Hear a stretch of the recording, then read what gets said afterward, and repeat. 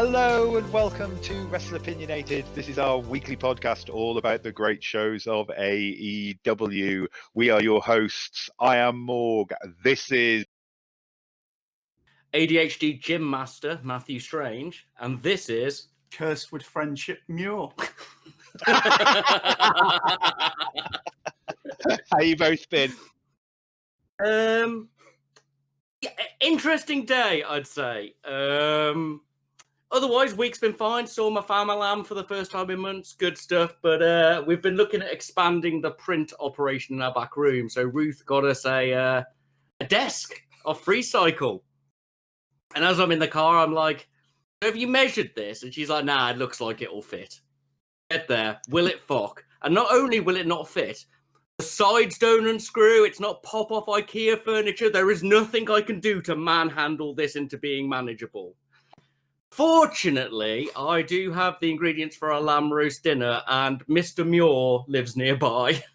Yeah, but this did happen like 30 minutes before we were meant to start recording. So now I'm at his house instead of recording as I normally do. So if there's any technical issues, it's because we've got one mic, two headsets, and Morg is basically having to deal with our uselessness. There we go. That's a good term. How are you, Morg? How's your day I'm been? all right. Not too bad. I'm back to work tomorrow. We didn't mention it last week that I managed to injure myself by going outside. Oh, did we not actually mention your broken foot? We didn't mention that last week. I went outside, injured myself, and I've been off work all week, and I'm going to try going back in tomorrow and see how it goes, but my foot's still hurting. You didn't even sell it properly. I know. A week of computer gaming? Yes. Good lad. I'm proud of you. I downloaded WWE 2K. Oh, I didn't know you hated yourself more. Yeah, no, I didn't realise I hated myself. I remember those games were good. They had a really good formula. They were fun, and I used to be able to beat everyone. Yeah. Why did they got change it? They suffered the problem. I remember the iconic years of the fucking SmackDown games and stuff, and me and my best mate Jay making fucking stupid characters so we could have fights like Jesus versus Hitler, or my personal favourite, the Paper Man, who I just made as thin, as wide, and as bright white as possible, and drew a smiley face on him. Back when it was fucking crazy, and you actually had storylines and shit in the games. Now it's just like the FIFA or NBA games. It's just pay to win. Bollocks. Yeah, pay to win. Misc, we don't care. Fortunately, because go on, I'll rant about computer games over and over. You know, I'll turn this into a computer game podcast at any chance I can. Yeah, it's why the last one's collapsed. Everything looks awful. So I assume we're going to get a revolution of it, especially with AEW threatening their own game. So I'd expect them to bump some money into a proper company in bollocks. That's not how AAA gaming works. The past is dead. Let it die. Let's be honest. If the AEW one is done by any guys, it's going to be a 16-bit game. Yeah. They do love their retro bollocks. I wasn't an N64 kid. I don't have the Nintendo love. If they're going to go retro, go SmackDown, guys. If in the highly unlikely version that any of you are listening, if you do a game and you want to go retro, don't go for the old Royal Rumble or even the end. Go for the SmackDown, but it was fun and easy. Here's me with my easy button gaming. Right, this might be the first time you've listened to our podcast, and if it's the first time you listen to our podcast, you need to know that we rank matches. We have a tier list. This is how we rank the overall show for Dark, how we rank the individual matches of Dynamite, what are we giving us our overall thoughts on the Women's Tag and BTE. Mr. Strange will now explain the tier list in some strange and bizarre form. Well, I actually had messed up the tier list. I didn't have a strange form ready due to my incredibly busy morning. But I'm willing, whilst I explain the system, to improvise with Muir's suggestion. What was your suggestion for the tier list, Muir? Which one? The one to this morning. The tier list based on your other tier lists? No, the one with how many times you've come to save me from situations where I've just fucked my life up. Oh, God. Muir has been a long-suffering friend of mine. So, tier list system, you may have seen it online, you might know it from Japanese computer games, comes from the school systems. We work up through letters from D to A with S as the A star. A D-rank match is something where we've had a bad time. There's no real story there. The wrestling's not interesting. Nothing special has occurred. And that time could have been spent anywhere else. Do you have an example of this, Muir, or is it just every time you meet up with me? It's normally every time I have to pick up something that's essential for your living while driving here. I guess that's the D tier, because it's not that frustrating, but, you know. It's every time. It's every time. C tier match is a good match. This is what we want to expect from our matches. This is, we've got story going in. The actual combat itself has got to be at least solid. Everything about it has given me a good experience that I feel wholesome about. Now, Muir has to translate this into a story that would be that tier. I guess that'd be on sort of today's level of I had to drive, 20 minutes out my way to resolve something minor, but then I get a minor reward at the end of it. So, I get some food. It's true. The story does come back round to a lamb roast dinner at times. Match is where we've gone exceptional in one way or we're just really good throughout. Maybe the story and the resolution has just fucking popped with you and it's great. Maybe the wrestling is just phenomenal and the story is passable. Nothing should be bad, but it doesn't need to be fucking mind-tearing. This is like the good matches in your weekly show. I think that would be just like a minor move across a town, because there's been too many of these situations, unfortunately, in Stranger's life, where I have to drop everything at the last minute to help him move because something's happened terrible in his life. So, yeah, this is generally your standard having to... That's like the Birmingham to Manchester one. Yeah, it's sort of like a minor issue. Or the Birmingham to Birmingham one. Or the other Birmingham to Birmingham. It's happened a few times. I'm a very mobile man. An A-tier match is where everything is fucking sick. The story matters going in. The resolution matters. The wrestling has just been phenomenal. You do not look away from that screen. It's probably the iconic one of the show. If not particularly long-lasting, it is the thing that will pop you for a while and be talked about online.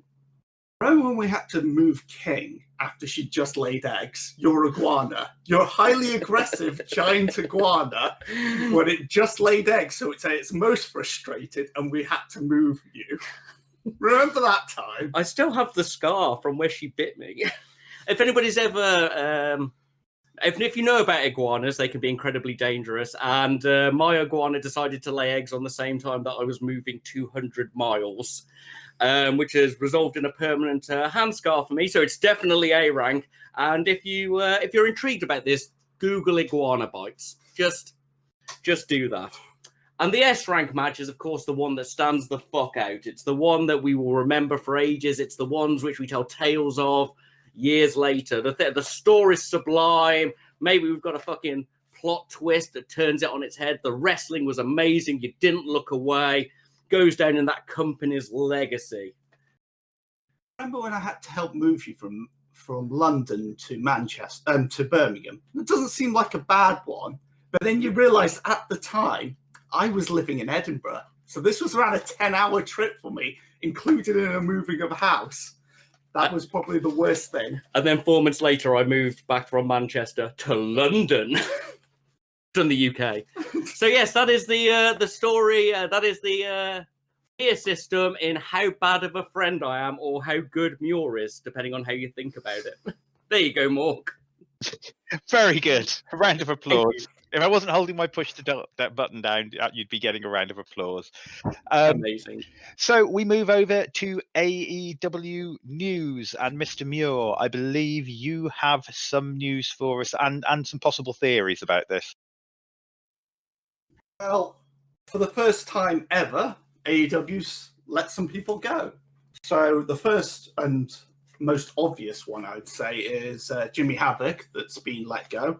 We have not heard why he's been let go, but... we can all figure out why. Exactly that.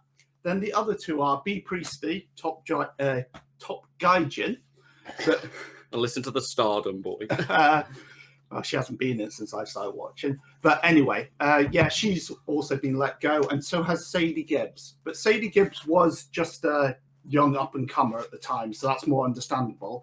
The Brie Priestley one's a big loss to AEW, because that probably means, unfortunately, they're going to lose their Stardom connection, because New Japan, the company that owns them, Bushiroad, bought Stardom around a few months ago.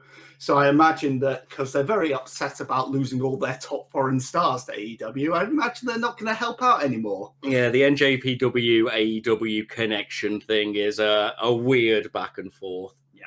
Pretty based of NJPW to just go, we don't have a women's league, let's buy the best one. It's the best way to do it. It's what WWE did as soon as they changed their mind. They literally bought every female wrestler that was possibly out there. Yeah, true. And had the smartest way to do it. But they did have a lot of good ones ready, up and coming. But you already had Paige had already broken a lot of barriers, etc., and AJ Lee. Yeah, indeed. I believe that's it for the news. So we move on. Yeah, it's quite slim. Yeah, we move on to social media. Mr. Strange, have you got a social media we should be checking out this week? Yeah, I believe I actually spoke about him near at the start of this podcast. If you are a Joey Janela fan or enjoy Joey Janela and Jim Cornette's back and forth that often occurs on Twitter, go check out his Twitter wall. He said he was giving up Twitter and leaving due to the toxicness or some shit, and then he was handing it over to his social media manager, Dave. And Dave posted like blessed be and prayers and pictures of kittens. And like every other day, Google's Jelly Janela or Jelly Nutella, which is what Cornette fans call him. I've got no problem with disliking the guy. Just come up with your own insults. I'm a big fan of creativity and insulting. I am a big fan of insulting people. So yeah, he's posting like this many posts of this many posts of this, taking down trolls, and it's clearly Joey. It's quite clearly him. Being a fake wholesome taker down of the he's joined the Twitter horde in a fake jokey way, and it's well worth a look for it's postmodern Twitter. Yeah, it's postmodern Twitter parody. Give it a look, it's been a good laugh. That's what we've got. Cool. So move on now to our review of the week, and again we're doing this in the order I watched it. Okay. All right, Morg. Where are we going? Run the show for us, man. Dynamite. So I know we're not. We're doing the beginning in the order I watched it, because I actually watched Dark last this week. But the women's tag tournament. What did you think overall? Scores, thoughts? Oh, please. Women's tag. My first comment is, who is One Punch Man shirt? Who is this woman? Which was the first draw, which I believe was Dasha. And it was Ellison in the One Punch Man shirt. Yes, yeah. And I was my inner weeb connected with this woman, and I felt a kinship. My next note is I hate Ricochet with a passion. So here we are. So the Swoles versus Leva Bates and Ricochet. Why didn't Leva... Well, I'm going to open up with my first thing. Why didn't Leva have the initiative intro? She's part of that stable. She came out to the old librarian gimmick, which, as we know, is not over and we hate it. Let the die and keep it dead. My most important question is, why is Little Swole bigger than Big Swole? This is the kind of continuity that's a serious issue on AEW. I think they've brought in I have no issue with Lil Swole and her wrestling. She's good. Great. I loathe Ricochet Chanel with a passion that burns with 1,000 suns. I don't find the comedy funny. I hate her. Move-wise and doing things, fine. She is adequate. But I don't know. I was confused and not pleased, and I gave the first match a fucking D. I didn't enjoy it. This was just the worst female match we've seen, and that's saying something with some of the squashes and useless matches they've been booking for them. It didn't flow. It was really spotty and bad spotty. It was just bad for me. It was a D for me, Morgs. What you got, Morg? So I actually, so as a comedy match and purely as a comedy match, so if I was ranking it as a match, it would have been a D, possibly D minus. As a comedy match, I gave it a C, but C to C minus. It was. It had some moments that made me giggle. It had some moments that made me smile. But yeah, it I'm wasn't down with that, Morg, if it was very. just failed comedy. Yeah, but we shouldn't have. At the moment, not a comedy match. We shouldn't be having comedy matches on the women's tag tournament.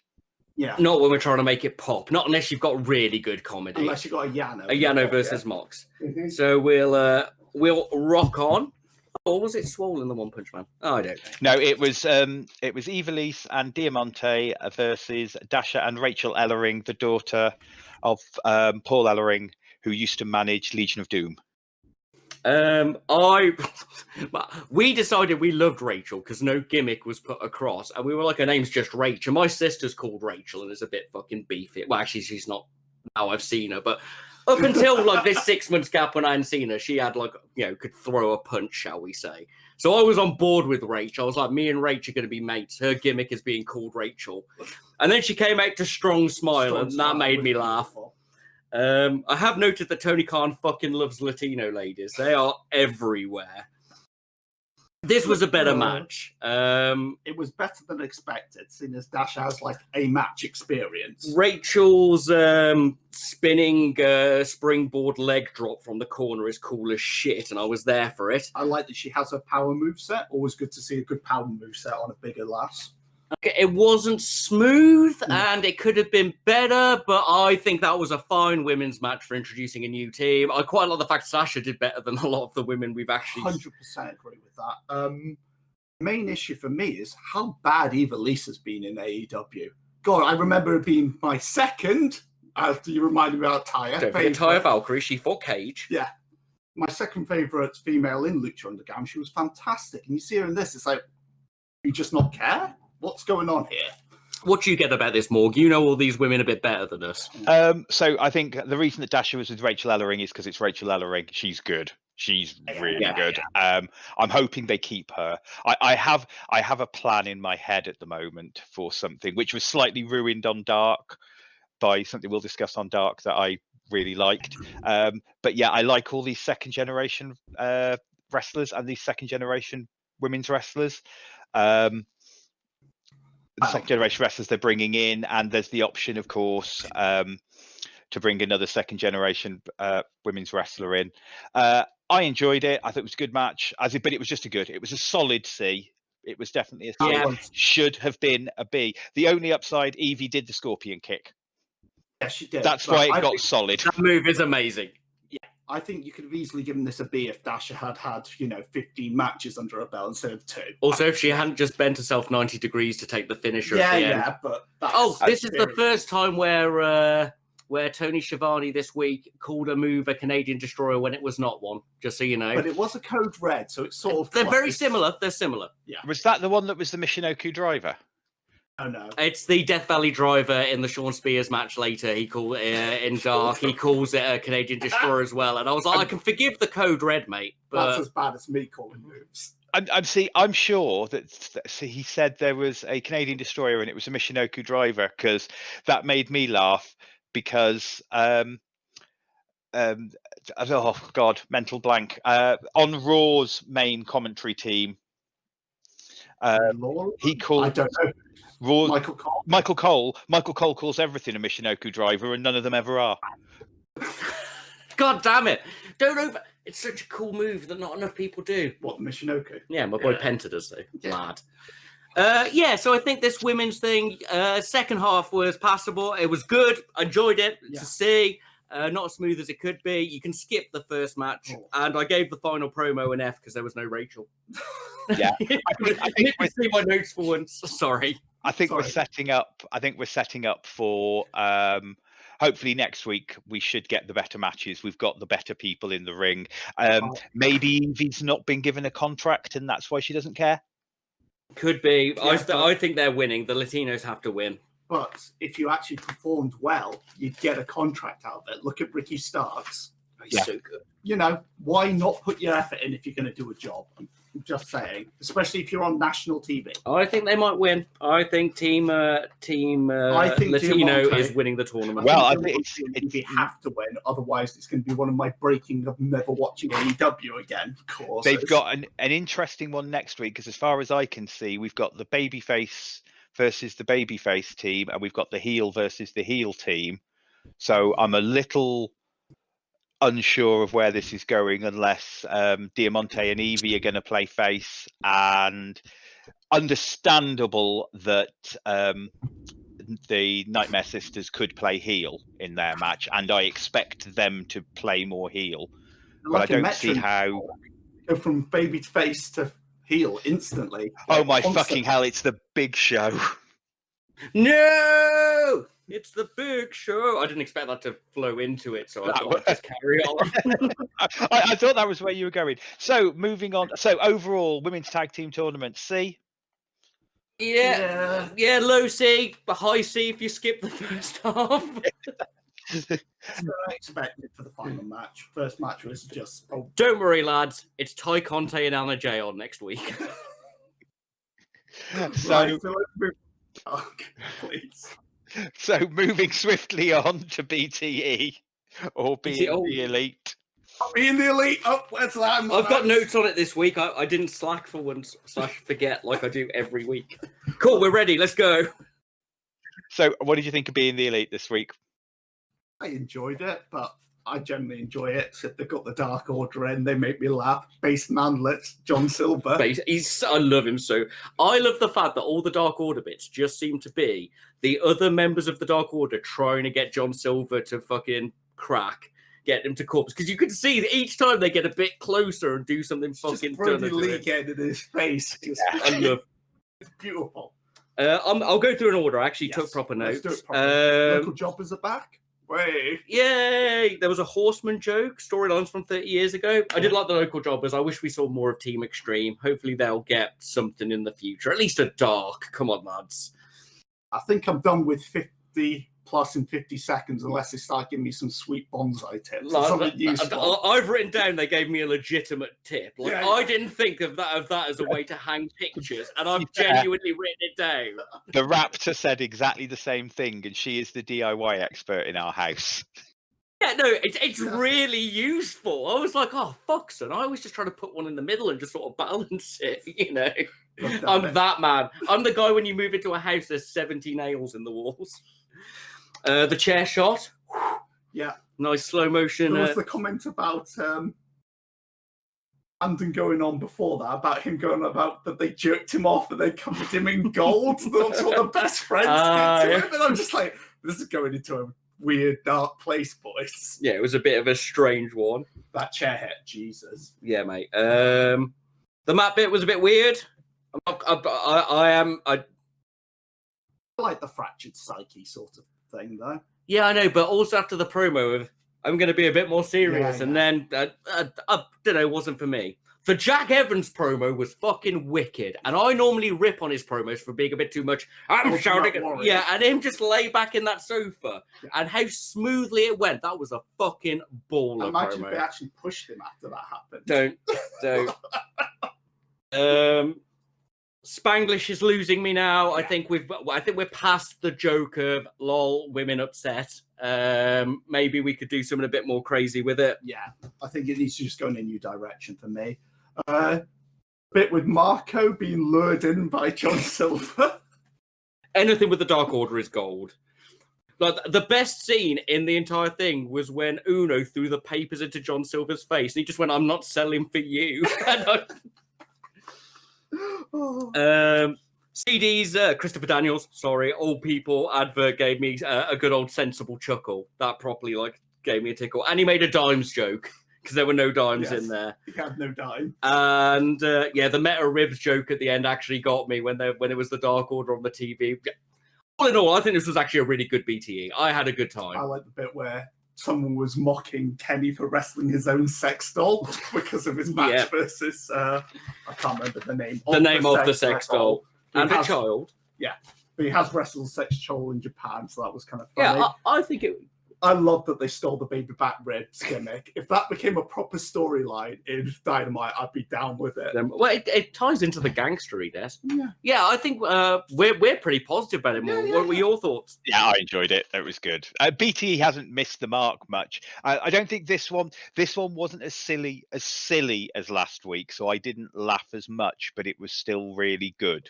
if that makes there was just a lot of like, I have I have a very silly sense of humor. So when last week was just, and again, the Dark Order were the main bit for me as well. I have to agree with you, and they are on point. I mean, we said this before.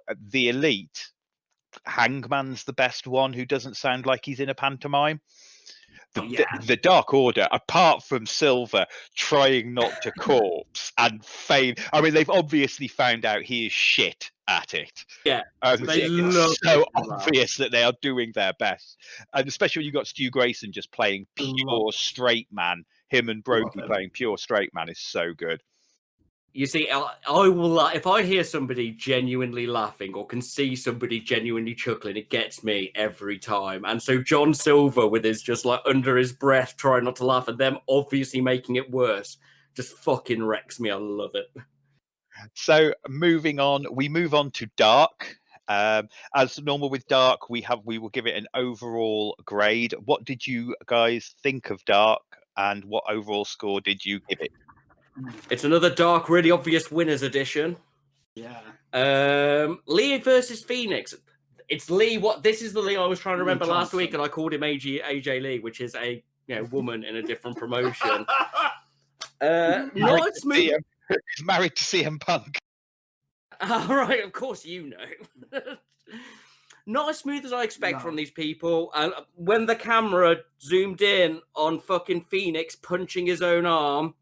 Well, that's the camera work. Yeah, that is the camera thing. I'm really enjoying Phoenix's new persona thing of trolling Aubrey all the time. That actually made me laugh how he fucks her about. I'm a bit sick how Aubrey always has to have a spot in her matches, though. I'm really starting to get up to me. It's like, I like that the refs have, stats in this. They're not just, they fall over as soon as they're touched. But I don't like the refs being like the center focus point that much. I don't know, I'm mixed. Like when she kicked the ropes against Jericho and looked badass, I thought I was going too far. I quite like Phoenix and Pentagon fucking with her and her not taking their shit. Yeah. But otherwise, I can't really say this was a good match. No, everyone has, all the refs have their own personality, and Aubrey's is the one. Her personality is the character that is the one you don't cross. And I like the moments. Me and the Raptor both like the moments when she backs up the big bloke wrestlers. Because it's I like the backing up. Yes. I will kind of I let them off with it, and I can see what you mean, because a ref should be like wallpaper. You shouldn't really notice the ref, but because they've made Aubrey a bit of a character as well when she's reffing. The thing I like that she does though is the way she winces when, and you don't always notice it, but she winces when power moves are delivered, and you just notice it out the corner of your eye, and it makes the move look more devastating.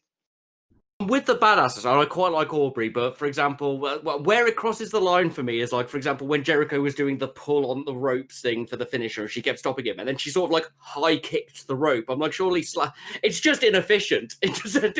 Basically, make yourself look badass, do things. I'd quite like respect it if somebody was fucking breaking the rules and she just went, "You're disqualified." Yeah, fuck you, get out. The only issue is, can see it building up to another Marco Stunt situation where she just becomes all powerful. And I don't like it when like someone that's meant to be, not the most powerful person in the ring just suddenly becomes this uber power. But it's just me. But yeah, otherwise the match was bad anyway. So versus Jobber, I didn't even get the name of this lad, unfortunately. Alex Chamberlain doesn't have a gimmick versus Spears. Okay. Solid. Tony said that this is where Tony said that a Death Valley driver was a Canadian destroyer. Just to any move. I gave it. It was solid. It was an all right match, in my opinion. Yeah, it was okay. Fight me, boys. I will. I'm sick of 444, but that's every week now. Why does no one ever help when Sean's just beating on some guy and there's professional wrestlers everywhere? Because fuck 'em. That's why. Okay, fair enough. Morg, anything on this one, or are we just going, it was all right? It was so everything on Dark was okay for me, but I think one exception. Okay. I'm moving on to one of my exceptions. Sean and Mabadu should have been Hobbs versus Gun Club. I had a great time in this match. I loved it. This is an exception in a good way. Dean versus Austin is a match we'll see again in the future. Mapundu got a good look. Fucking Billy put him over like nothing. Still think it should have been Hobbs, but fair play to the guy. It was badass. Billy did the fucking full flare cell where he did the walk and the fall on his face. Lad, I loved it. So good. Austin's ring persona is brilliant. He never drops it. He's always being a lad and a twat. And his hip toss into slam is really simple, but looks fucking cool. I had a great time. I gave this match a B. Yeah, I give this a high B. The only thing that I'm worried about is the Gun Club must be slowly going up that tag team league. I'm just saying, boys, if they've got points, they must get a championship match soon. All they do is win. I wouldn't necessarily have anything against it. No, which is, I love that. Funnily enough, because this is probably the first time I've ever given Billy Gunn a B in a match. You know, Billy Gunn is his best at the moment. He generally gets a C from me because you can tell he's having such a good time and he does power lad a lot, but he's never like properly crossed that line. But coupled with his boy, he's got some proper entertainment stuff going on. No, it's fantastic. It's the best work Billy Gunn's done. Yeah, and he's the selling he did for those guys. I mean, he put those guys over. Even with this was another one of those, like I said about FTR last week. This was a masterclass in how to make your opponents look good and win. He's a veteran that puts over people, unlike some veterans on this list later. Yeah, he was specifically the veteran in the match who's the big guy veteran. They go on about his size. I mean, he looks massive because he's incredibly tall, and he was putting over those other guys. Even the Flair flop didn't look comedy. It didn't look like he was comically putting them over. It worked really well. I really enjoyed this match a lot more than I would. I think we're all on that page that it was solid. So just good. Yeah. Just a good fun match. This might be my match of the week. Maybe. You might be right, Morg. Write that down. We'll come back to that after doing the other one. My top note on my other page is Tony's got no bants and I miss Excalibur. He does have no bants. Can we just have a brief moment to say how Taz and Excalibur have the best bants and Tony is a zero bants man? Yeah. No, I quite enjoyed their Taz just tears him apart. It's like a man with no charisma versus like a guy with charisma. I think Tony had the best put down with the line about calling Taz's matches all those many hundreds of years ago. Yeah, fair. I don't know. I think they've just got a better, like, quicker, witty repertoire between the two of them. I'm sure Excalibur's been sent off to sensitivity training and will come back for, doing his job 14 years ago. Yeah. Moving on. I've just written down What the Fuck versus Kip. Oh, the weird pervert match. That's my only note about this one. I have 5 lines of notes which end in my ranking. Flamboyant 80s man. I love Kip. He's gyrating to Hulk up. That finish wasn't great. I don't know. I couldn't rank this match because I don't know what I thought about it. I'm sad to see Kip being put down this low now because they were on a mega push with Jimmy Havoc beforehand, and it's just sad because he deserves better, basically. Have you got anything about this one, Morg? The only thing that came up to me is so I like baby faces, but Kip and Penelope are probably my favourite heels in all of wrestling right now. Fair. So I enjoyed this match because I really like Kip. I think he's awesome. He's legitimately funny. He can do pretty much everything. Comedy and serious and looks like he hurts you and does high flying and can do pretty solid moves. Time to get him off Dark, guys. Put him on Dynamite where he actually deserves to be. You can have an episode like Sky. Then go back. He should be the one. I'd be quite down for Kip to be the one to topple Cody. Not going to be. Yeah, no, I'm with you. No, he's not. But I think Kip currently. I would like it, but no. So yeah, I think we're sort of a neutral match. Yeah. I didn't hate it. I just confused. Griffin Pillman versus Private Party. I was more excited to see Pillman than Private Party. 100%. Asaya is getting a lot better. He's doing his ring thing has worked out. Quen is buffing up. I don't know if you looked at him. He looked fucking rip. Ready for that singles run when he marties. Otherwise, it was really solid. I don't know if Asaya's pulling back and getting some personality. He is. They might be a problem. You might not need Genettiing. I think they'll be, like I said in the first one I think I was on. In 5 years, they'll be one of the best tag teams in the world. But right now, this was a solid match. I enjoyed it. I gave it a C, and I think Griff needs to, unfortunately, cut his hair so he can get a fucking push because he's good. He's gonna be Jungle Man until he changes his look. Sorry, Surfer Bro. I appreciate it. Are you suggesting he should shave his head? No. Because there was lots of Hollywood blonde moments there. Yeah? well, they were the blonde or something like that, because I remember them grabbing each other in the crowd and going the blondes or something like that on the start of Dynamite where it ran past them. Oh, did I miss this? So yeah, you know when they kept doing the camera thing, like the old school rolling camera thing. So that was Steve Austin and Brian Pillman's dad. That was the tag team from WCW that they formed out of nowhere and became one of the greatest tag teams in that era of WCW. Launched one of the things that launched Austin, and that was their thing, was the Hollywood blondes, and that's what those two were doing. The only issue with that is Pillman's going to have to step out of his dad's shadow at some point. He's going to get a gun. Yeah. Well, this is the thing.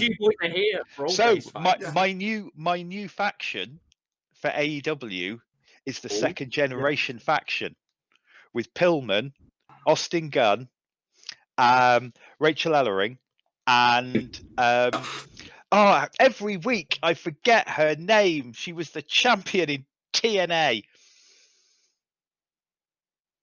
Tessa Blanchard. Oh, Blanchard. Bring Tessa Blanchard in. Bring her in as the leader of the faction. So you've got a woman leading a faction with some guys. I think she'd have had chance until she tried to ransom the belt back to Impact. Yeah, I think you're right there. Give her a year, and I reckon she'll show up again, or she'll be in Dubsy as soon as possible. Dubsy as soon as possible. Dubsy.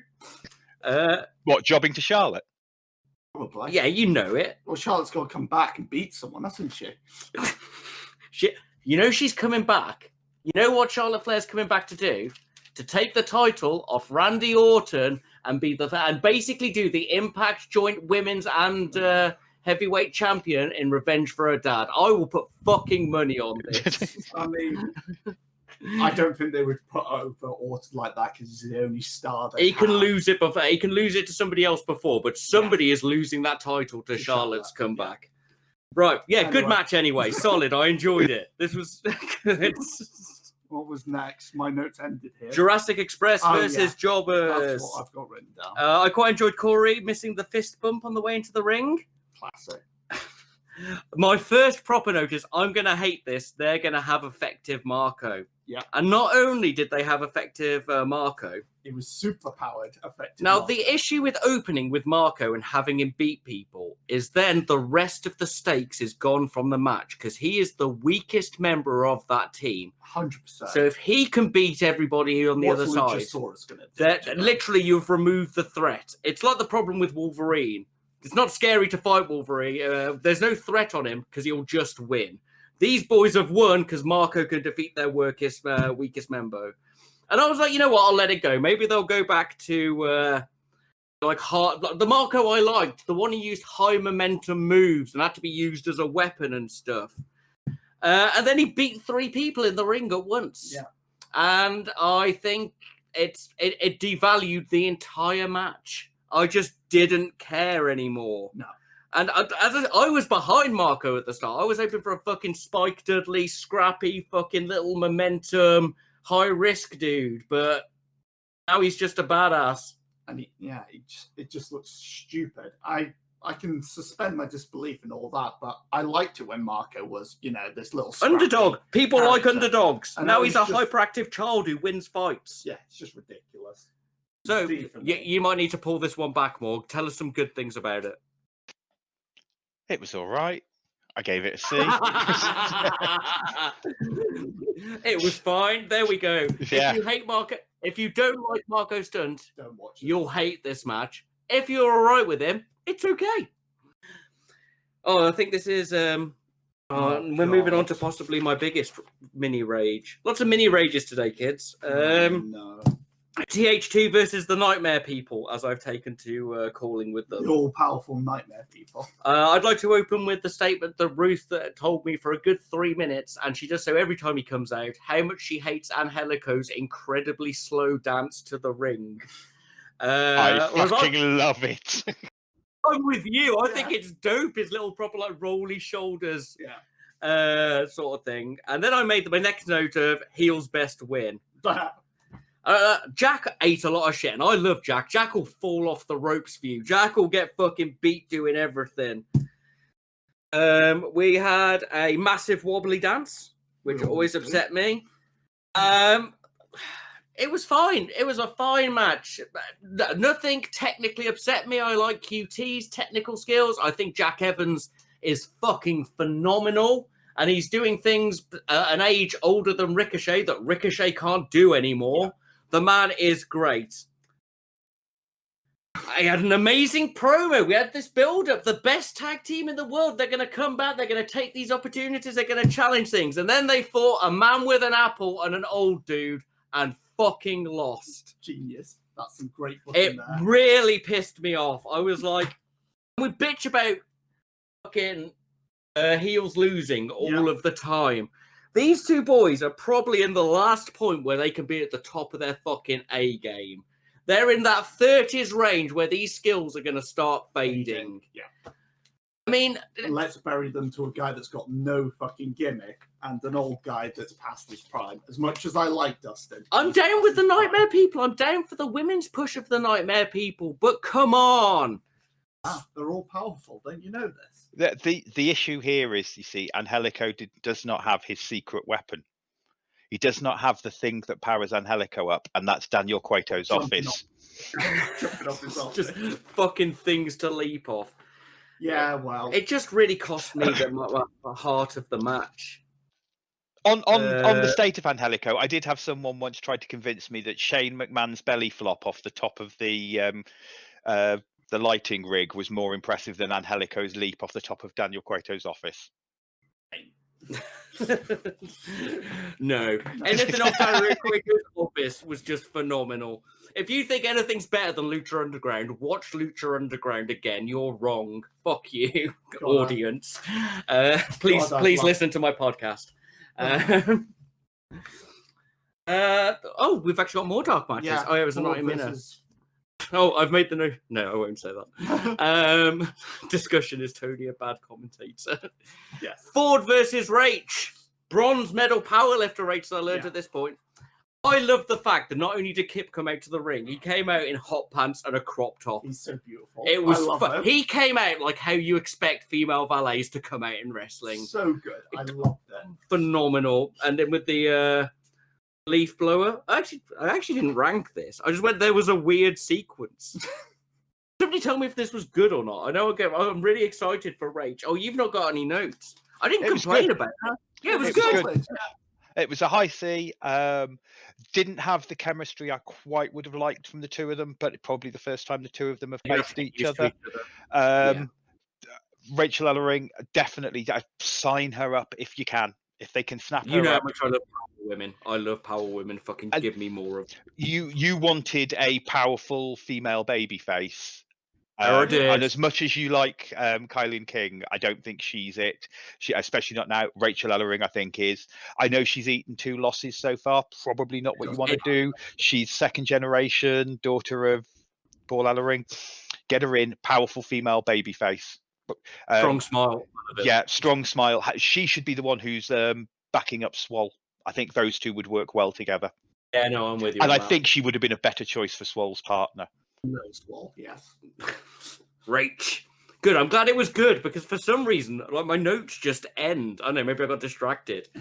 Right, Butcher and the Blade versus SCU.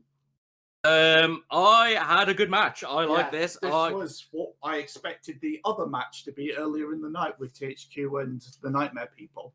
I love the Blade Cars chain wrestling grapple opening. I know not many of us are fans of the slower grapply style, but I thought they did that really well. It's always impressive to see when it's done well, though, isn't it? Yeah, obviously SCU are great. Every time they do something, I go on about Kaz's leg drop and we go on about fucking moonsaults and stuff. They're just great. And My favourite thing in this one, I think, is SCU fought the Butcher like he was a mini boss in a computer game. Oh yeah, They made him fall into things and tricked him to run into people and hit the blades. And I thought it really puts him across as a hoss.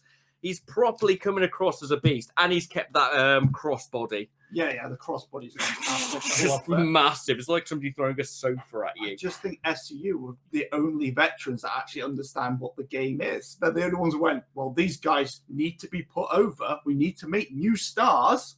Let's make them look like fucking monsters. And that's exactly what they did. It was a perfect match for Butcher and the Blade. And I don't feel bad for SCU. They lost to a fucking man mountain.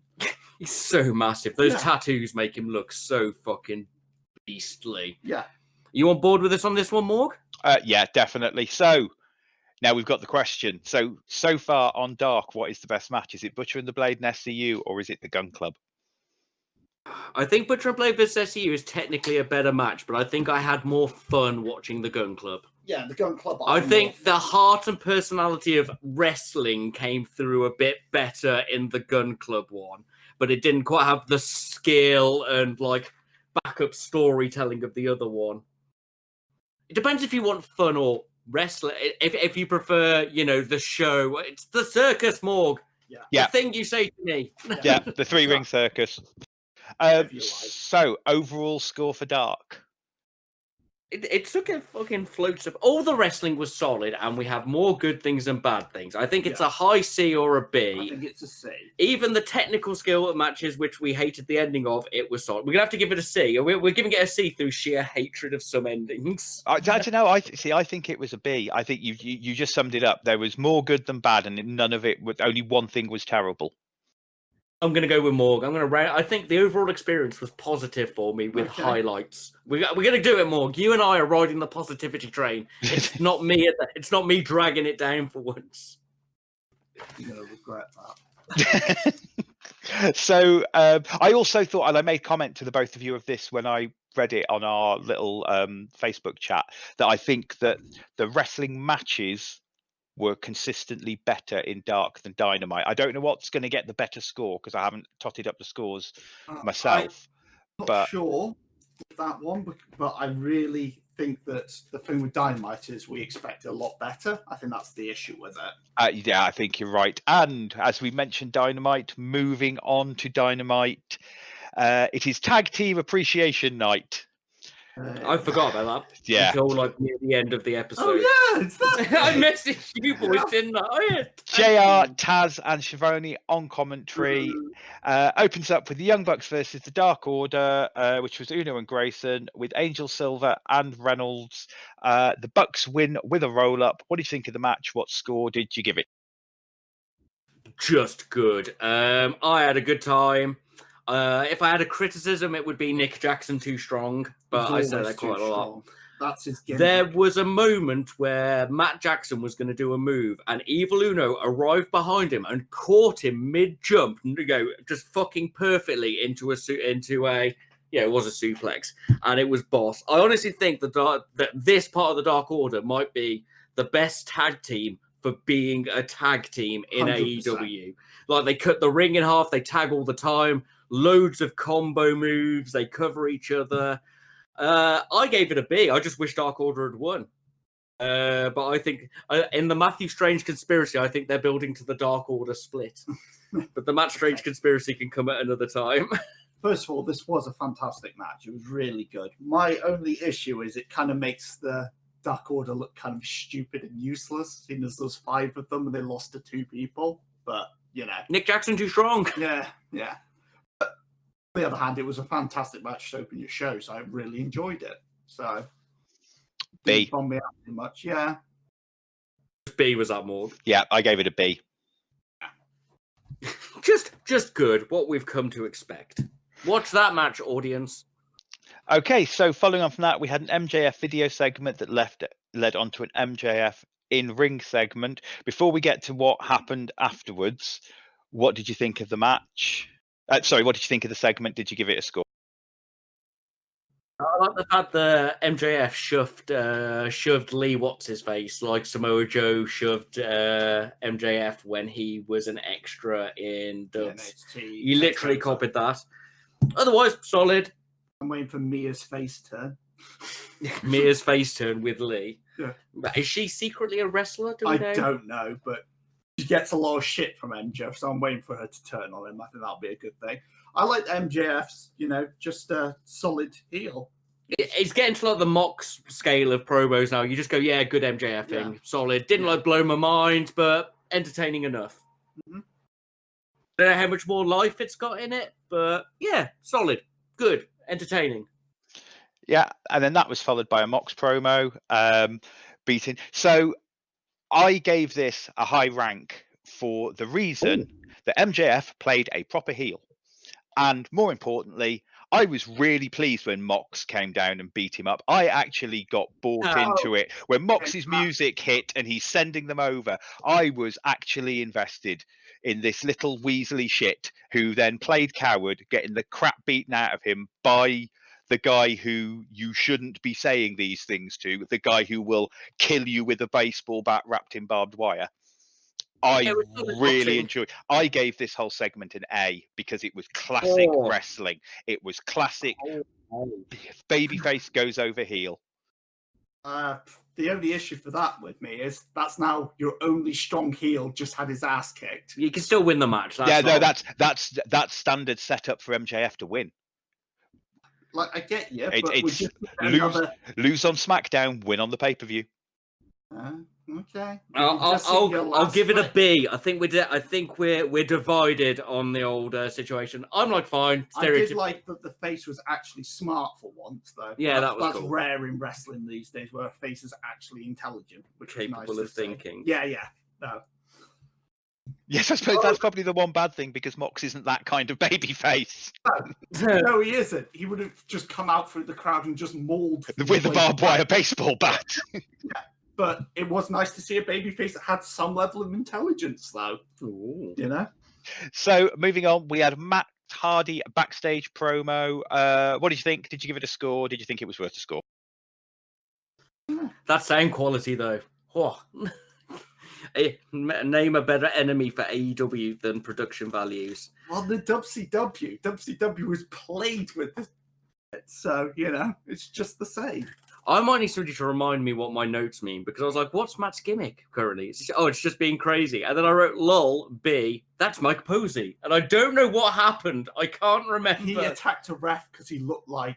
oh, that's right, yeah. He just took the rat. Yeah, that made me laugh. It pulled it back with the comedy on the end for me. I think I need Matt to settle. Yeah, well, at least if he's going to settle in Jumpy Madness, I just need to know that's where he's settled, basically. But I laughed. Yeah, it was all right. We did forget the one thing where it cut away to Hangman and Omega. Who's your favorite tag team? Yeah, that was cool. Favorite tag team, and Omega said the Box, and Hangman was just like, "Why not us two?" Oh, we're just singles guys. So I think it's good dissension in the ranks there. Yes, I had that down, and then I crossed it out because they were just going to be repeated of these tag team segments, and I think I decided. We'll round up at the end. That one was all right.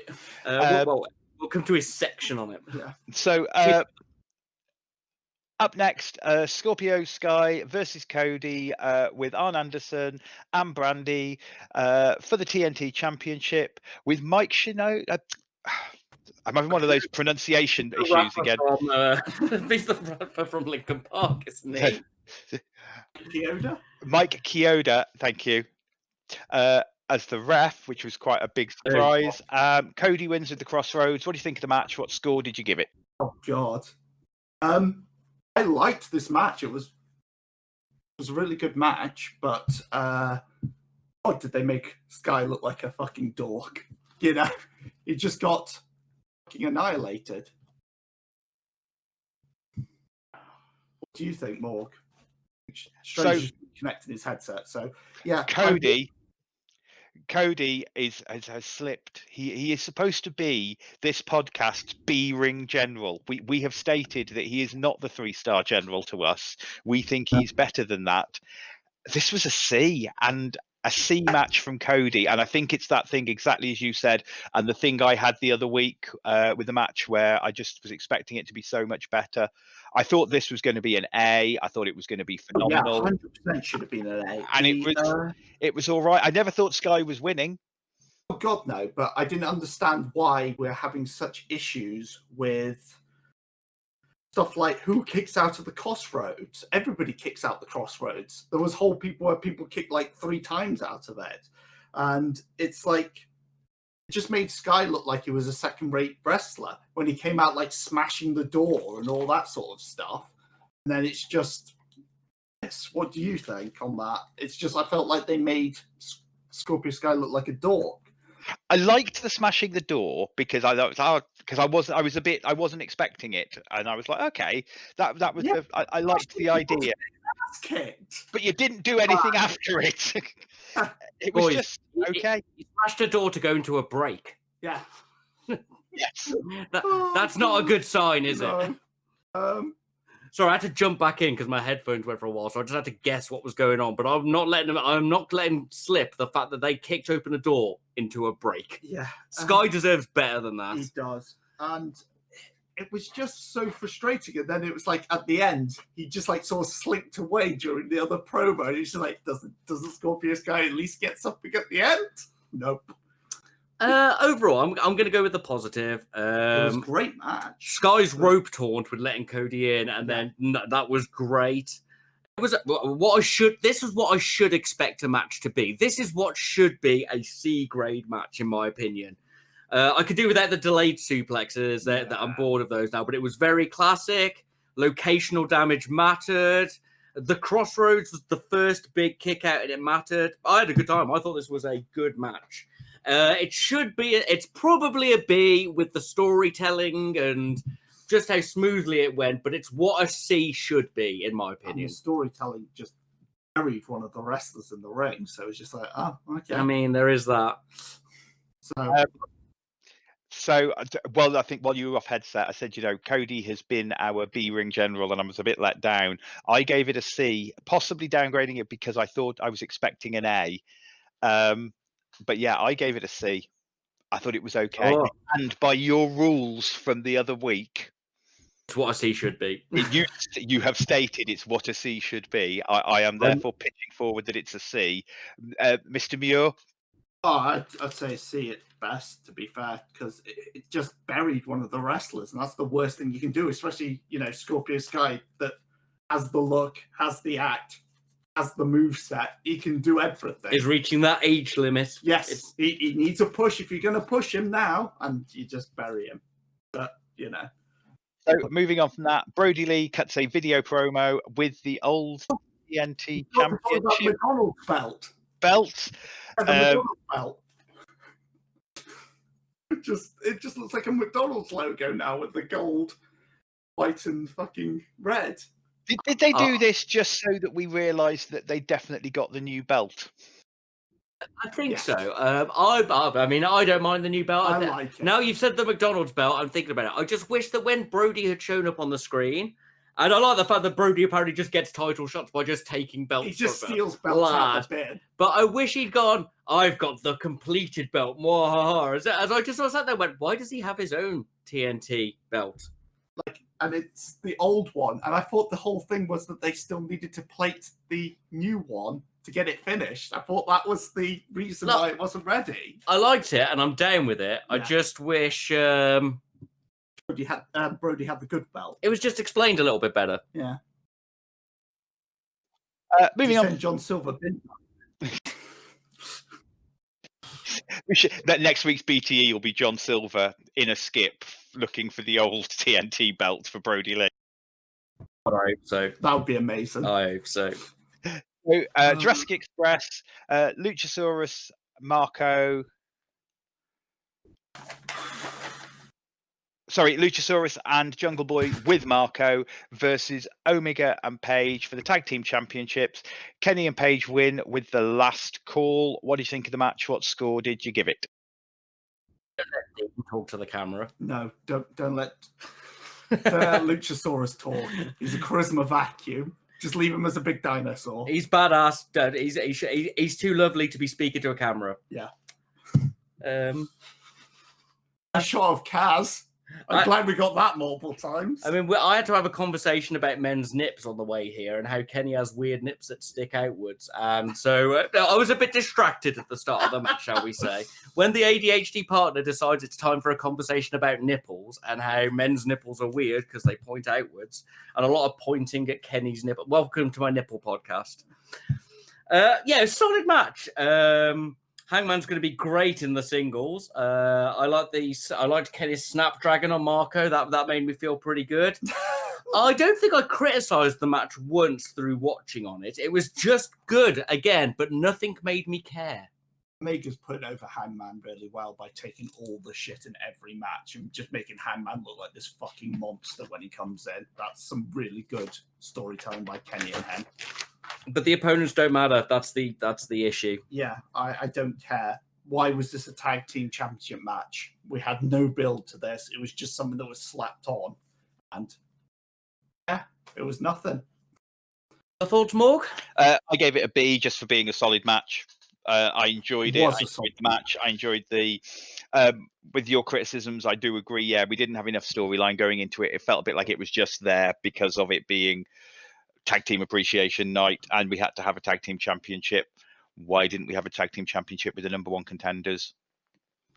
Built up anything, realistically. Yeah, if you're going to have this so-called Appreciation Night, have the best tag teams fight. You know, could have had Jurassic Express versus the Young Bucks and had Dark Order have a rematch for the belt. Or anything like that. Just give us a bit more fucking tie into it, not just tag between tags. So you've given it a B, I've given it a C. Muir, you're the decider. I'd say a C for this one. I think it was very solid, but they just needed the story. Like, the wrestling was fantastic. It just had no story. It was just, these guys are fighting. Let's fight. Yeah. Following on from that, we had a proud and powerful video promo. What did you think of it? Did you give it a score? I enjoyed this thoroughly. It's literally evidence in court. Yeah. Yes.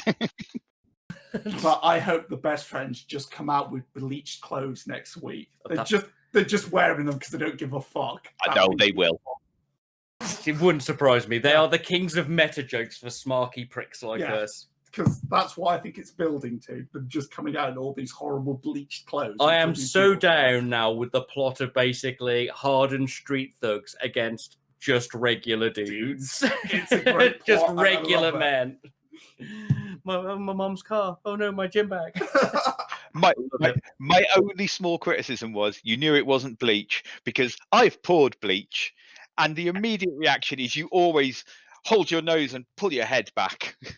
My eyes, they sting. Yeah. I really liked bleach on the Morg. Wrestling, keep real. I thought it was good of the. It was more good thugs versus, exactly as you said, regular dudes. Yeah. It's what we're here for. And weirdly, I don't care if Pride and Powerful lose because I'm going to want the baby faces to win because they're a couple of thugs. And yeah, exactly. Well done. You're actually going to make me care about the heels, want the heels to lose rather than feeling that they're being robbed. Moving on from that, we had Tag Team Appreciation in-ring segment with the Young Bucks, FTR, the Rock and Roll Express, and Arn and Tully, the Brainbusters. It ends with an FTR heel turn, I think. What did you think?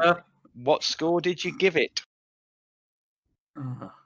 I'm relatively positive. I enjoyed the old dude section. It was so obvious the sort of things that were going to go on and happen, and I wasn't feeling Matt on the mic. Don't give Matt a live mic. He's really good with a short section. He could be a cocky little bitch, but when he's like, "This is my favorite tag team. They are just like the best tag team ever, like all spot monkeys. I wonder if I pass it to this bald, angry short man, he'll talk about how his favorite tag team is like old people who punch and don't do flips." Oh my God, it is. It did make FTR feel more genuine, and the honest man thing was cool. I like the Tully bit. Tully's got fucking game, mate. Yeah. He was spitting fire. Tully was the best promo person there. Oh yeah, 100%. Lol at the old dudes. I've written that down. Rock and Roll Express still taking bumps. Mad lads. Drunk Page can be calmed down now. Yeah. I can know if somebody's drinking or drunk or likes drinking. They don't need to literally wander everywhere sloshing a comedy full glass around, looking surprised at things that happen. It's getting to that stage where he's not just a drunk man. Come on. Because it was nuanced before. It was sort of like he was drinking, but other things happened. Now it's just like, look at me, I've got a shot glass. Lol 4. Yeah.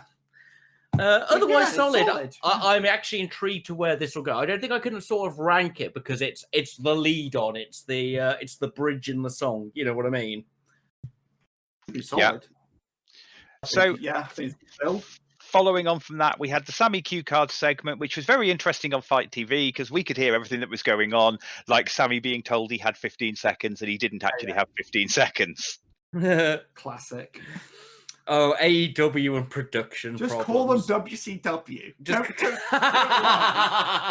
They've inherited the curse of WCW 2020. Yeah. Congratulations to Eddie Khan. You are making WCW. Just try and do the good bits. Yeah. Bring in Russo. After that, Hikaru Shida versus Heather Monroe. Shida wins by submission. What did you think? Wow. Got so low on women, they don't even give one of the women an entrance. I have 2 notes, which is literally who and is that it? Yes, mate. My notes are Shida won, Whammin's over. That was my notes. Jesus. It's just ridiculous. C short but not squash. Can't even remember how long it was. It was very short. Yeah, it was not a squash match though, so I couldn't give it a D, and I didn't think it was a D. But it was far too short. What's the point of that? It was like, and they had Shida in action tonight, and why wasn't it a tag match? At least make it a tag match. I'm just going to rank this as inconsequential. Is everybody okay with that? Yeah. She hasn't got she hasn't got anyone to tag with because her tag team partner's injured. Just put a different women's tag on. Just put anything. Or have the challenge against somebody with a name. Yeah, just do something. I've just given up trying to fix this fix this women's league. I'm just watching it burn, and maybe it'll get better. What else can you do? I think it's time to get better. What are you going to do next time? They don't care about women's wrestling. Jake Roberts. I've said this for 2 months. We're on to the good part. Yeah, Jake Roberts. Oh my Jake God. Roberts and Lance Archer promo. I love Lance so much. Have we got to the part where they're now in some kind of weird relationship where I think it was the Raptor who said this, whereby Jake's just completely lost control of Lance now? Yeah, 100%. And he's just being bullied like the little fat kid at school. It was so 80s. The fact that Lance took his time to paint Everybody Dies onto Jake's back, then make Jake put on a shirt and go and do a promo whilst he beat people up to tear his... It's phenomenal. I think he just paints him every morning. He just gets up and paints It's actually him. a tattoo. Yeah. No, this is brilliant. I just loved all these little men just walking into Lance's range so he could just lob them into things. It was so stupid in Japan. I loved it. If you're expecting any criticisms, Morg, you're going to have to bring them to this promo. Lance doing... Jake doing Jake-style talking whilst Lance wrecks people is great. But then him having written on it...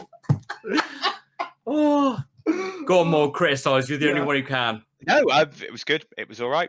Like I said, it's this weird. Is Jake now going to go and join the Four Horsemen? It's the only way he can get safety. Just hiding from Lance. Yeah, no, it was brilliant. I really enjoyed that. Moving on from that, Jericho versus Orange Cassidy, the $7,000 obligation match. Cassidy wins with his roll-up move. What did you think of the match? What score did you give it? I've given it a different score probably to you two, but there is a reason why. Did he win with his roll-up finish, Morg? Did he? Is that what happened? Was that the mousetrap that finished that match? Or did he wrap his legs around Jericho and then they fell over? Yes, fair. Jericho was too tired for supporting Smash Mouth that he couldn't do his wrestling properly anymore. Jericho's new intro video actually says Demo God on it and has him like fucking taking out the mascot from the thingy match and stuff. Yeah, so. it's great. The commentators mentioned the ref and the flashback to that. Had a really strong start. Why did Jericho burn all his energy in the break by holding someone in a vertical suplex? Have you ever wondered what would happen if somebody won during the break? Oh, that'd be amazing. That'd be over like anything. That's like Vince Russo booking that. That's terrible. I love it. The ref didn't take the bribe as it was shown, so I didn't hate it. If they'd shown the bribe and then he'd taken it, I'd have fucking loathed that. It was a really solid match. Yeah. The Hager interference mislead was nice. The mousetrap finish. I mean, if they fucked up the move, just don't say the name of it. Yeah. I gave it like a high C. I had a good time. I think it was solid. We had story. I just don't think it crossed any massive boundaries for me. No, it was just a bit slow for me, but you know, it's Jericho. Can't expect much like speed from him these days. No offense to him, but no, it was a solid match, and you know, I like that it was an obligation for like a reasonable amount of money. It wasn't like £10 million is on the line for this match. It's like, yeah, he's fucked him over, pay him back some money. I think that was good. I liked it. So I gave this, I didn't give it a score because I couldn't decide score. In my heart, it's an A because Cassidy won and I downgraded them last time because he didn't. Okay. But obviously, Yeah, it's not an A match, but it gives the previous match, gets the bump up now, if that makes sense. Yeah. The storyline has the better match of their two matches. I downgraded because Jericho won, and I thought Jericho shouldn't. By any chance at All Out? I think you might be right. This might be our first AEW 3 matches with a rubber match. I think I think you're right. Do you think it's worth another match? No. If they've got a crowd, yes. If it's on TV, no. It's a TV match, no chance in hell. It's no offense. I don't think Jericho and Cassidy work that well together. Like, I don't know. I think Cassidy works better when he's with some flippy madman like Pac. Yeah. Oh, I miss him. We all miss Pac. But yeah, no, it was a solid feud and it's got Cassidy over, so that's really nice. It's probably your top babyface versus your top heel. Yeah, that's the thing. Kind of sad, really. Again, we can only judge on viewership and merch sales at the minute. We can't judge on what a crowd is picking up on. It's depressing that if Orange Cassidy's your best babyface at the moment, I think they could, should have someone. We need to. We're reaching the point where they need to break up their stables and do some flips from one side to the other. That we've reached the end of how much sailing through the Rona time we can deal with. 100% agree with that. It's the so your problem again is we don't know what the crowd reactions are. The only thing we can judge it on is merch sales, etc. I don't think he's your best babyface. I think he's your top babyface. To be fair, I don't know who is your comedy wrestler is your best babyface. Who is? That's I mean, who is the your best babyface in the Attitude Era? Yeah. Sorry, say that bit again. You broke up a bit.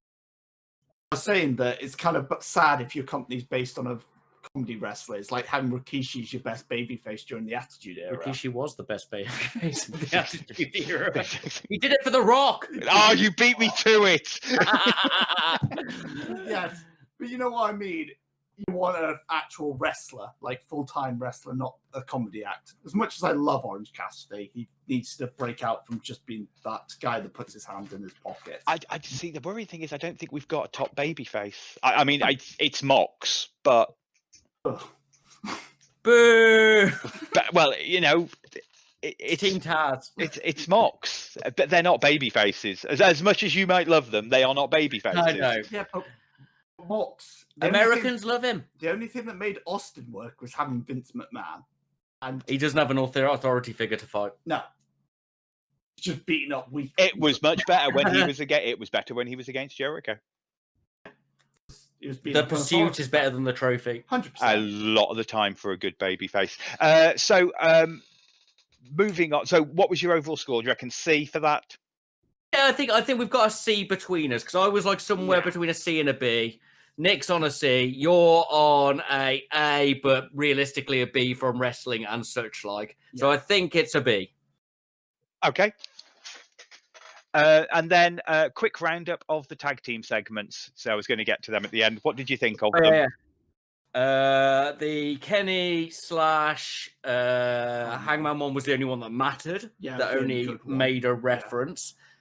Butcher and the Blade, just don't. I love the Butcher. Don't let him talk. He's got a soft, beautiful voice, and he shouldn't sound like he does. He should be fucking 1980s Ultimate Warrior-ing that shit, or just looking menacing. Yeah. I actually sent a message that I think the best threat / promo line we've had in all of AEW, from a sheer badass level, was when the Butcher and the Blade stole FTR's car. When they went to them, Blade looked over and went, "You take one step closer and I'll have the Butcher tear this truck in half." And I was like, fuck, son. And then you hear him do a promo. He's like, "Hey, I really like this team." And not in like a mocking, effeminate way. I'm not putting him down. He's got a very soft, lovely voice, and he's a fucking heavy metal singer, so he should be able to fucking shred some shit. Yeah, but he needs to be a bit more intimidating with his voice. Yeah, I think he's the guitarist, to be fair. I think he's the guitarist and singer. I'm not a metal fan though, so I will research. Use your 80s goth powers to save us more. Research the metal man. But anyway, I only listen to things with brass instruments in. The private party one was pointless. We love the Hardys. They do love the Hardys. It was obvious. Yeah. The only one that mattered was Hangman Kenny, and that was actually quite cleverly done. Yeah, I like the dissension in that one. But so, overall ranking for Dynamite this week? Looks like 4 Bs, 2 Cs, and an S rank promo section. So it looks like it's a B rank show overall. Although we also felt a bit like underwhelmed by it. That was the issue. I think it's like a low B. Everything was solid, and we didn't get pissed off about much. But on the other hand, nothing really took us to that fucking hard, fun space. But I think overall, it's actually a B. Our experience is positive. We've complimented the wrestling and the storylines overall. We've got, it's just we're lacking that snap that would make it register as an instant B in our mind. It's high good. Yeah, it's really good. The only issue is I was expecting a lot from this event, and it sort of put me down on it a bit. But no, it was really good, and it's solid wrestling. And, it's just a solid show. And hopefully we're building to All Out in 2 weeks. So we just need a little bit more of a build next week for the Go Home show, and I think it'll be solid. Cool. So there you have it. That's our weekly roundup. Now, this is the segment where we would like to answer your questions, if you have any, or if anyone has given us a question for us to think about. Unfortunately, for another week, we don't have any. So if you would like to ask us something, we are Wrestleopinionated@gmail.com, WrestleOp on Facebook, and WrestleOp1 on Twitter. Now it's time to try something new, because we didn't feel like ranting this week, did we? There's not a lot of anger. But there was a lot of mid-tier anger, but I think we've burst that out as we've gone through the show. And I was going, the Women's League ain't great, isn't particularly interesting. I can't complain about the Women's League again. I'm tired of complaining about it now. So Morg's been creative. What you got for us, Morg? So the idea is we will do a variation on our booking on the fly. So I'm not going to do it on my own. Each of us has picked a wrestler for one of the others to book. We're going to drop that on. The order is I'm going to give Muir someone to book. Muir's going to give Strange someone to book. And Strange is going to give me someone to book. Do you want a little moment to think while we go through? Do you want to just give each other, or do you want to just go straight on with it? If we go around the circle, the first person's got the longest time to think, I suppose. I'll just fire off wherever I think. You just improvise. Yeah. Okay. So, Muir, the person I have you to book to AEW is CM Punk. Oh, I wouldn't book it. Right, okay. So that should be fucking easy. And so Muir's doing me, was that? Muir now gives you the person to book. Who have I got? Sami Zayn, or as you would know him, El El Generico. Generico! All right, Morg, I've got you. Are you ready? Yeah, go on. Scotty Too Hotty found a new Too Cool in AEW. Oh, jeez. Yes. Okay. You ready, Muir? No, because I have to book someone's favourite wrestler. Right, I'll go first. No, I'm going for it. Go on then. Right, okay. We start this gang of people that come and destroy the set every night really badly. And they're no threat at all, and they look stupid. No, I'll carry on. Right, you go on, Strange. You book first. Well, Sami Zayn shows up in AEW. He's been hired, and as we know, they love their old WWE sort of indie Chikara guys. And he shows up, and he's getting around, he's getting known, and he's settling in, making a few friends, listening to some ska music. And one day, Kenny's just sort of walking past the changing room, and he looks over, and he's like, he looks real familiar.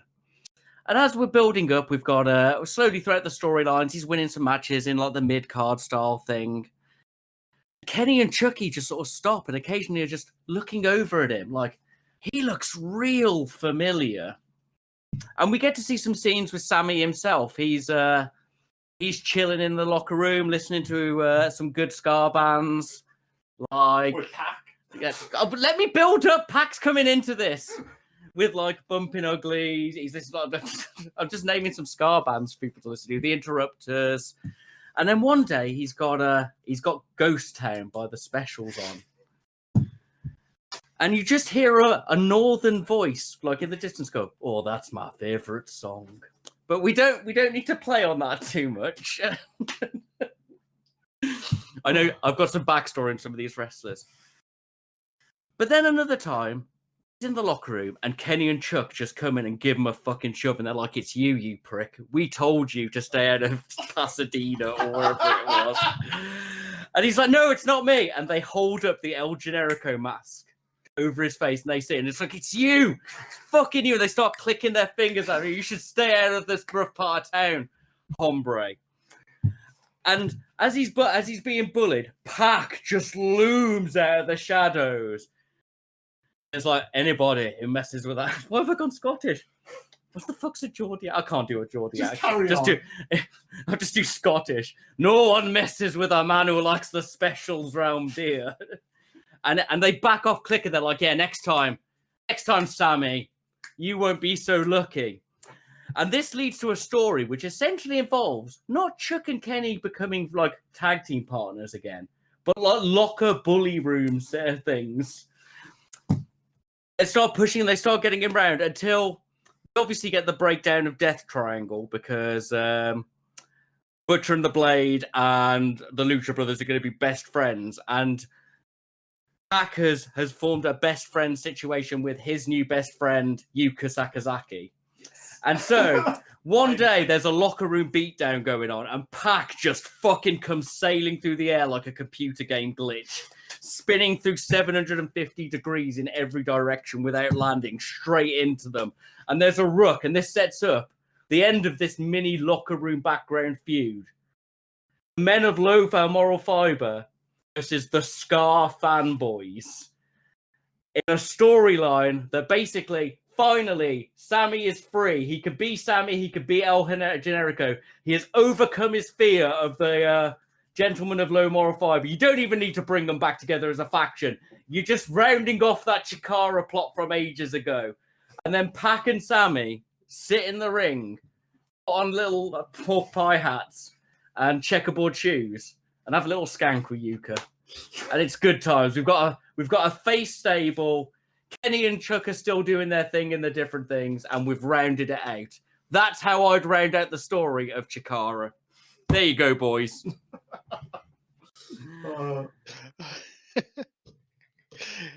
Right. Are you ready, Mr. Muir? Because I need a bit more time to think here. Yeah, he's handed me a note that says...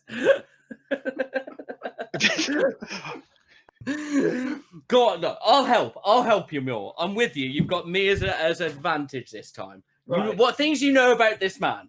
One, he don't get on with his old best mate. I know. I was thinking of booking him in with Colt Cabana. I think you should book him in a Colt Cabana arc. So he's got to come in as a face versus the Dark Order. Oh, strong, yeah. Because obviously that he's owed money by Colt Cabana, so they're obviously going to have to get over that they hate each other when they used to be best mates and get on for the carniness of the business. So I'd imagine that things just start happening around Colt Cabana, like stuff starts getting broken around him and saying you owe me money and stuff like that. He comes in like a villain. Yes. No, I'm on board with this now. I've got an idea. I'm coming with you. What are you going for next? Well, we've basically got a vigilante who's going to assault the criminal organization here. He's going to come in as a Sting character, basically just destroying the Dark Order because he's owed money. It's like Big Trouble in Little China, how Kurt Russell's just dragged along because he's owed money for the truck, but he actually destroys this group because he's owed some money by Colt Cabana, and basically he's built up through that. And so he's going to take the TNT title off Brody because Brody's getting that next week. He defeats the criminal organization and stands tall at the end of it. He could take all the people who are going to fall out the Dark Order, like when Uno and Grayson are bullied out from the Brody. I think Kenny you take John Silver. Can I jump in here because this is fucking brilliant. I think you have him as a masked man because he did that run-in with a mask at a random show from at a venue that was closing down that he used to wrestle at, and I think you don't have a reveal of who it is. And also, he's the voice of the voiceless, so you'd have him come in to save John Silver, because John Silver is the voiceless inside the Dark Order. Yeah, technically he could build his own. Oh, this is good. Look at Morg, he's like, yeah, CM Punk. And then you build him up to be the top babyface with the TNT Championship, and then have him challenge the next heel holder for the championship. But I'd imagine that'll be in around 4 to 5 years because it's so big on babyface. And then he gets corrupt. And then has to be taken down a peg or two. Yeah, we build from there. Then he can fall back into the arms of his old best friend, and they can be friends again. Teaches Colt Cabana the error of his ways by owing him money. So, go on then, Morg. You're our top booker. Okay, so obviously, Evil Uno and John Silver are not having a great time currently in the Dark Order. You know, Brody Lee is beating down on them all the time. And they get caught by Brody Lee having a little bit of a boogie to some ska music they can hear sailing out from another out of a bit of music. Oh, no. And it's like, you know, and Brody Lee's not impressed with this. And he's beating them down with a rolled up newspaper. He is now upgraded to the rolled up newspaper. And it just... It pans back, and you just see a figure with a hat, with his hair sticking up through it in the background, just with his finger to his just nodding. And the Dark Order obviously gets taken apart by this new masked vigilante. In this like time, he's tied it all in, leaving John Silver and Evil Uno with nothing to do really, and then. We have a situation where maybe we've got a heel tag team, maybe. You want previous continuity from our made-up universe? You've got the Legion of Doom currently. Well, I'm thinking. Actually, I'm thinking it's probably. I'm sorry to say, but obviously they've gone on a tear. Is your Taz stable? Yeah, fair. Gone on a tear. They've got the belts. And they're lording it up over how they've got the belts. And then we have a situation. Scotty 2 Hotty comes out and some. I think if we're going to do a Too Cool, I think it needs to be. I think we're going to have a bit of modern day electronic shit music. And out comes Evil Uno and John Silver to be your new Too Cool. Actually really on board with that. Yeah, I'd watch the fuck out of that team. with Uno's Rikishi and just based manlet John Silver doing the worm, and I'd, doing the worm, and I'd have Scotty Too Hotty to be their manager. So moving on from our round table booking, we have come up with a discussion. Mr. Muir, you were the one who came up with the idea. I believe that you should lead on this. Right. So we've had our first letting go / firings from AEW. So it gave me an idea. Quite simple. Who would you get rid of if you had to get rid of anybody from AEW? And your reasonings why? You guys are going to have to go first. I've got to find my list. He's got to find his notes. My first obvious one was I'm sick of Marco Stunt. I'm sick of him. He can go. Just go. Like, either bust yourself back down to you're a strappy underdog or get out my company. Someone else bring up one? Oh, I like how you've got one. What have you got, Morg? Or do you want me to go? I think you can go first, Strange, because I've got more than one as well, but all mine encompass into one. I have multiples, but I was just... Well, I went... feel free to join in. Yeah. I went through the roster page on the AEW website. You. Marco, I'm over him, sorry. Being badass doesn't work if you're the smallest thing ever. I am not a massive, like, wrestlers must be hench, wrestlers must be massive person, but I cannot believe this man is a fucking juggernaut who can fight 3 people. Bye, Marco. I'm over you. You bought your own hype. SEMA. Oh, God. I didn't even remember. Yeah. SEMA was fine. The Meteor was great. He may have been involved in animal abuse in the past. Yes. And where's he going to fit currently? I'd forgotten that they even existed. SEMA and T-Hawk. SEMA and T-Hawk. This is where controversy may come. Maybe this might just be an angry response to Dark. Dustin, sorry, Dustin, you're out. He should have been You can be in promos. You can be in different things. You can show off different story things. I'm over you wrestling. Should have been retired in the Cody match. Yep. Jake Hager, the worst of the Juggernaut. Sorry, bro. You're not a Wardlow. You're not a Cage. You're not a Will Hobbs. Into the trash you go. Boop. Slow down a bit. Slow down. Let's discuss why we're getting rid of I'm not even halfway through my list. Oh, God. Okay, would either of you like to question or bring up the people I've brought up thus far before I continue? Well, I just feel sorry for Jake Hager because I've hated him for ages. I hated him on Lucha Underground. He's been getting better, and his moves and stuff are fine. He just doesn't have enough persona to pull over a cool character arc. Why does he come out in his boxers? And he's not Wardlow, he's not Cage, he's not Brody, he's not Lance. Mm-hmm. You know. Do you have any disagreements with the Hager Morg before I No, or anybody else? No, continue on. Janela. Yeah. I've got nothing against Janela. I think he's a fine wrestler. I just don't think he's bringing anything that another wrestler isn't doing better. Sorry, bro. Luther, into the trash he goes. Oh, poor Luther. Look, I Didn't supported stand a him chance. for a while. I was going on about his squeaky laughs and such like, Didn't but stand a chance, no chance. Michael Nakazawa, Yano we've got at home. I enjoy a comedy match as much as the next person, but he only has one comedy match. It's getting tiring. And he can do real moves. I don't know, maybe he could be spiced up. Yeah. QT Marshall. Oh, God, yeah. Great in the ring. Good look. Good moves. His gimmick is apples. He's a classic heel, sort of. Kevin Owens said he hated him. He doesn't do anything that nobody's doing better. Why would I want a man who can't do what FTR does as well as FTR in a match with somebody who isn't the other half of FTR? No, you're completely right there. Sorry, he's a fine mid-carder, but we've got plenty of fine mid-carders. No, I won't bother with it. That one's fine. Mel, strong dislike. Oh, into the bin she goes. Okay, so this is where controversy might come. Not from me. Jim Ross, I'm sorry, Jim, you're too old. He's too grumpy. You criticize what we're watching. You don't have. If you don't enjoy a match, you've got no hype for it. And I need a commentator who's got hype.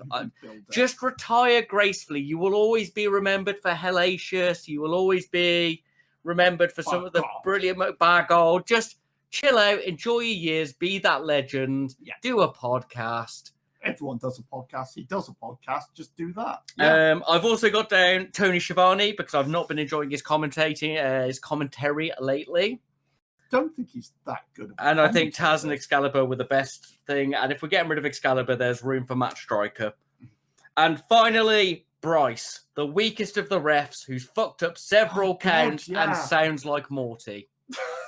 And like we had a little bit of a moan about some of the Aubrey spots earlier, and I was Bryce is worse. yeah, I don't mind Aubrey. Like occasionally I go, that's overstepped my marker for what should be allowed. Bryce has fucked up finishes. He fucked up that Pac Trent finish. Oh Jesus, yeah, he did, didn't he? He sounds like Morty from Rick and Morty. He can go. We've got plenty of other good refs. We've got Mike Chioda now as well, apparently. Yeah. So that's my list.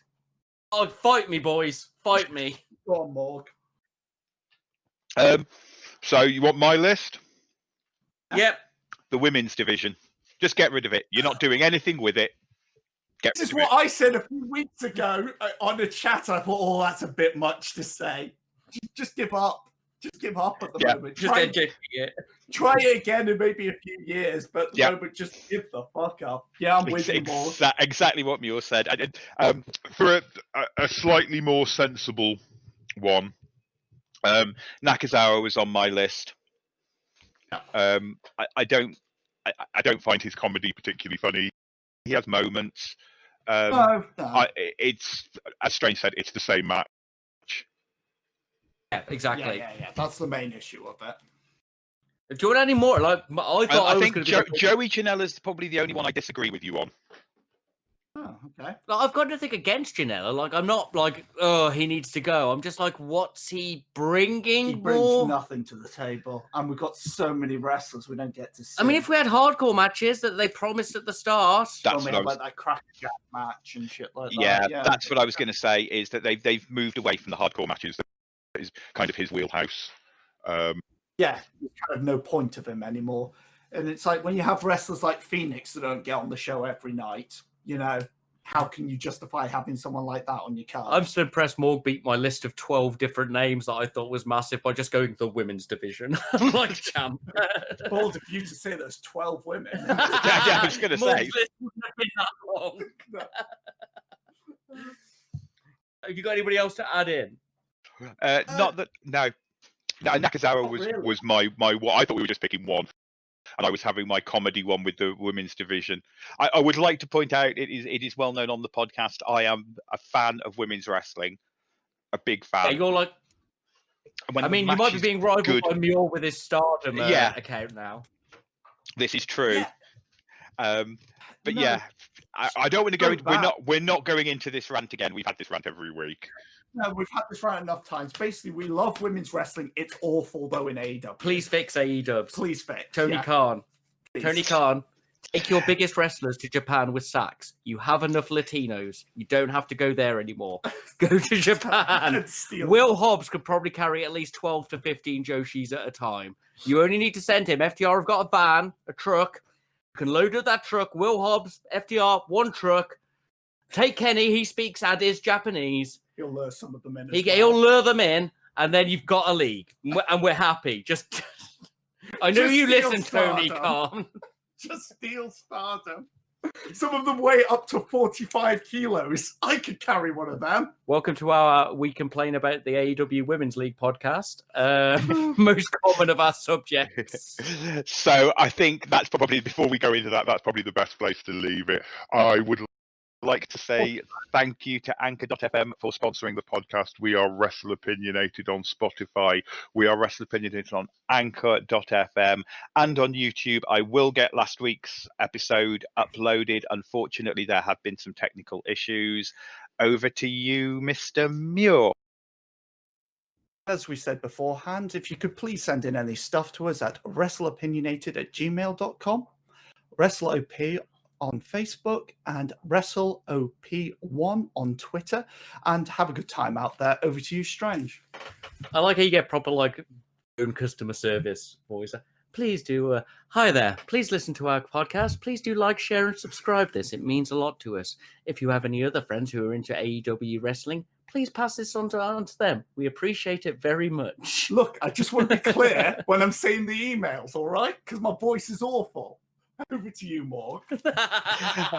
On that note, it's time to say goodbye and good night.